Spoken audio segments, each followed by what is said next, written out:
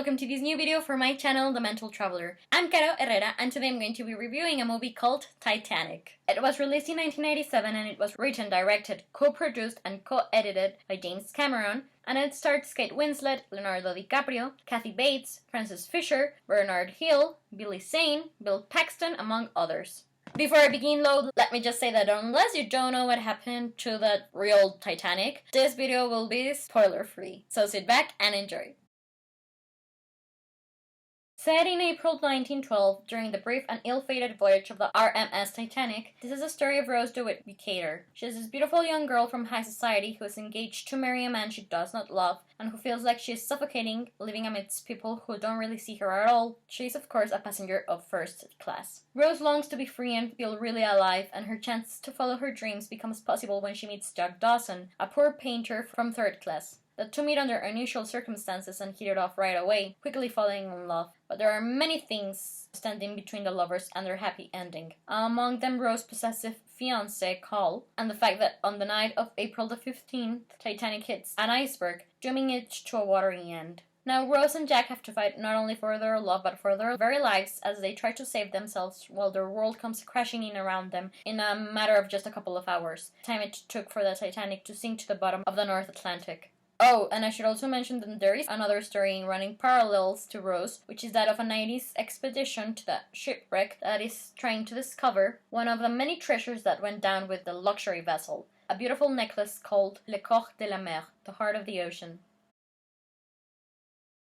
I give Titanic a 5 out of 5 stars review, because despite the fact that it has flaws, I treasure this movie so much and always have. Not only is it a breathtaking masterpiece, but it was also a production that was made by people who really cared for this story, and that love and care shows. I love watching the behind the scenes of this movie, and seeing how excited the director/writer was when he was making this movie, as well as how much effort it went into reproducing one of my favorite periods in history. I am also thankful that this movie made the famous shipwreck even more famous, and to allow me to become familiarized with it. And it's a production with gorgeous costumes, beautiful acting, performances, very cute, corny, but lovable dialogues. It's just a movie that really makes me feel like I've been transported back in time, no matter how many countless times I've rewatched it. And I never get tired of it, or of its amazing soundtrack. Its soundtrack actually inspires me to write at times, so yeah.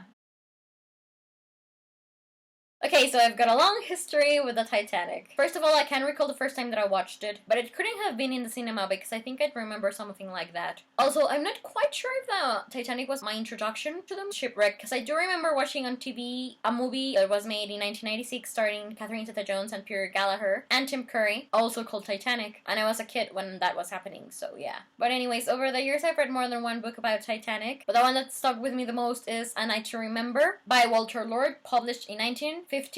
And I also have memories of watching a movie adaptation from 1958 starring Kenneth More. But yeah, when I really researched a lot about Titanic was back in 2016 because I am a fanfic writer for the Sansa Stark / Sandor Clegane fandom. Their characters from Game of Thrones / A Song of Ice and Fire. And I am a journalist and a history lover and a big planner, so before I wrote the fanfic, I wanted my fanfic to be as historically accurate as possible. So I remember that I had all of these folders with information about the ship and the shipwreck to help me create my fanfic. I wanted to do this because I thought that there were some parallels that could be explored in a fanfic between the storylines of Jack Dawson and Rose DeWitt Decatur and Sansa Stark and Sandor Clegane. And I mean, as an aspiring writer myself and a journalist, fanfiction has allowed me to sharpen my writing skills. But yeah, anyways, most recently, in the fall of 2019, I went to Las Vegas, and I just couldn't go to Sin City without visiting the Titanic artifact exhibition displayed at the Luxor Hotel, and I'm really glad that I did because I loved every minute of it. It's so amazing. Like, when you first arrive, they not only take pictures of you so that you can have your own chance at recreating the I'm the king of the world scene, but they also give you a boarding pass with information about a real-life passenger of the Titanic. This pass has information as to whom that person was, and at the end of the exhibition you can check out whether he or she survived or not. Anyways, the exhibition has dozens and dozens of artifacts they retrieved from the shipwreck, which was a pretty surreal experience for a history lover, but they also have a big part of the ship's wall displayed there. and I'm not afraid to confess that I got a bit teary-eyed as I gazed upon it. But what I loved the most was that the exhibition recreated not only the famous third-class hallways and rooms, as well as a first-class bedroom, but one of the outside promenade decks and even the legendary grand staircase. When I first saw the staircase, I couldn't believe my eyes because it was just so beautiful, and they even let you dress up with a life jacket or other outfits before the photo. Finally, at one point I lived this beautiful moment because since I was taking my sweet slow time to go through the whole expedition, at one point I was all on my own, and then I opened a door and I stepped into the deck, which was built in a way so that it appears as if you're actually in the middle of the North Atlantic at nightfall, hearing the waves and seeing the stars and everything. And when that happened, I just closed my eyes and started swirling around on my own, dancing